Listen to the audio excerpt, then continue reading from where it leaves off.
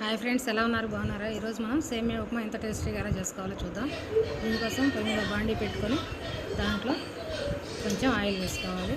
Oil వేడైన తర్వాత దాంట్లో ఒక ఎండుమిరపకాయ వేసుకొని దాన్ని బాగా వేగనియాలి. తర్వాత తాలింపు కొంచెం వేసుకొని వాటిని వేగిన తర్వాత దాంట్లో ఉల్లిపాయలు, పచ్చిమిరపకాయలు, కొంచెం కరివేపాకు వేసి వాటిని బాగా ఫ్రై చేసుకోవాలి.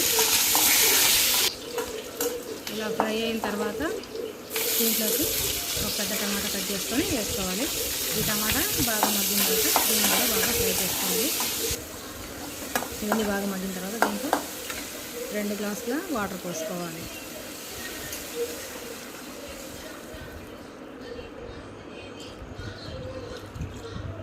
రెండు గ్లాసుల వాటర్ పోసుకున్న తర్వాత దీంట్లో కొంచెం తగినంత సాల్ట్ వేసుకోవాలి.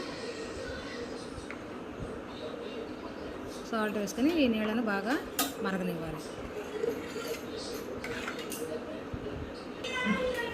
నీళ్ళు బాగా మరిగిన తర్వాత దీంట్లోకి సేమియాలు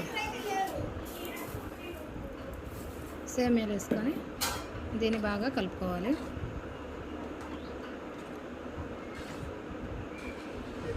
నీరంతా ఆవిరైపోయినాక బాగా దీన్ని కలుపుకుంటూ ఉండాలి.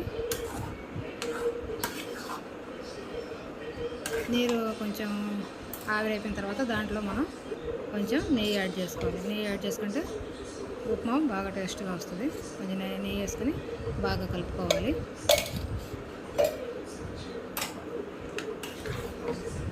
అంతేనండి, ఎంత టేస్టీగా బాగుండే సేమియా ఉప్మా రెడీ.